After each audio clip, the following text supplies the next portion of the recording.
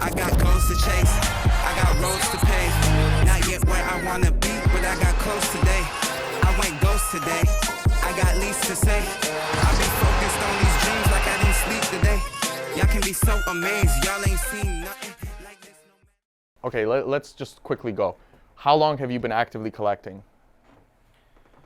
Actively, we can say maybe 3 years now. Okay. We can say actively collecting. In the hobby, forever now. Yeah. But actively like collecting slabs and building that, let's say, portfolio, Sure. maybe like 3 years or so. Well, I think you know, to answer this question, it's you got to be active. Like if you decide you're going to be an active hobbyist, you know, so same thing for me. I think for me, I've been in it about 3 years. Yeah, like recently probably I'd say the 3-year mark, and obviously the 10 years prior, which is a whole different ball game now, right? I'd say about a year and a half myself, like active, like collecting. Yeah, active. And I think like, listen, like you have 4, you know, people actively working in the hobby, living, breathing the hobby. And the funny thing is, I think if you poll a whole lot of people that are present in the hobby today, the time frame will be very similar to us. 100%. It'll be that sort of 3-5 year max, and if you're a 5-year, you're doing really well. Like if you saw the surge on the 5-year, you're doing great. Personally, for me, because I collected as a kid, and I can only answer the question because I have that personal history, I sort of went back to my roots. When I got back into the hobby, it's like, what did I love as a kid? What did I, and I said, that's how I'm going to re-enter the hobby. So I personally loved, you know, phenomenal, like Pavel Bure was my guy as a kid. You know, I sort of assessed who's my Pavel Bure today. And, you know, Pavel Bure didn't fall off for me either. And I said, I'm just going to go back into the hobby by trying to collect the players that I love. And that's the way I started. And I started with cheap wax, and then I started buying some singles that I really liked. And I sort of continued on that trend. If I was getting into the hobby today, I think I would recommend to anybody to start with that mindset. Collect who you love in the beginning. Because if you collect who you love in the beginning, you can't lose. At the end of the day, it's a hobby and you're holding cards for the purpose of PC, even though eventually it becomes, you know, a thing that you do to flip and make money on, and maybe you're just sort of trying to upgrade your card so that you could upgrade your PC. Fair, granted, but I think in the very, very beginning, until you learn the ropes and you learn sort of the way the hobby works, just focus on who you love. And then eventually, once you get that skill set and education, you could sort of layer in stuff that's outside of like, you know, I love this player, I'm just going to buy this card because it's an opportunity. And there's not necessarily any rush, right? You don't just have to jump into the industry and then all of a sudden just start buying cards after cards after cards. Like, you can take your time with it, right? You can do your research. We all have YouTube. There's a lot of, you know, resources out there. You have local shops like Relikks where you can come, you can talk to the staff, and you can, you know, you can learn. There's lots of resources out there for you guys.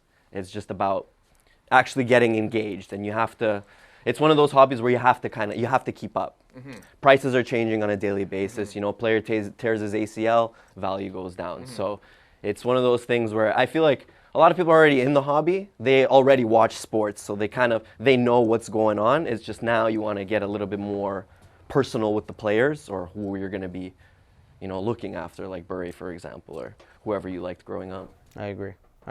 My suggestion would be very similar, right? Like, get into what you love, right? Because that's where the fun is, right? If you're a hockey guy and you're collecting basketball and you don't care about basketball, then you're going to be miserable oftentimes, right? And that's just not fun, right? Like, if it's a dollar and cents thing and you're putting the time and effort in and that's the focus, then you could make money in lots of different sports. But if you're doing it for the true hobby, collect what you love, have fun, rip some wax, buy some singles, and spend money within your means. Going on that, beyond that point, it's like what you love is what you understand. Yep. So learning all the products on the shelf, there's always going to be new products, new opportunity to get into it, but you'll understand the players or the sport that you're trying to invest in if that's what you're looking to do. If you go into let's say basketball because you like it versus picking hockey just because you think McDavid's the next opportunity or Connor McMichael's the next opportunity, I think you got to stick with what you love, and that's going to be what you understand, and then you're going to be able to have opportunity out of that. Absolutely. And I think you said something at the end which was very important, which was like, allocate your budget, allocate your hobby, and work within your means, right? Like, don't get carried away. Yeah. It's very fun to chase. It's very fun to rip wax. But I think, you know, it's very important to sort of be disciplined in that way, because if you go beyond your means, it's anticlimactic, and then the experience of the hobby overall won't be pleasurable for you, and you'll just find that it's not for you because you made the decision to sort of run buck wild. Yeah. So that's a very good point. The burnout will be quick. Yeah. Guys, thank you so much for watching. We love doing these shop talk videos. We try to put them out as often as we can. If you have any feedback or comments, make sure to include them in the comments below. Make sure you hit subscribe. Make sure you hit follow. Always a pleasure handling these videos and engaging with the audience. So thanks again, guys.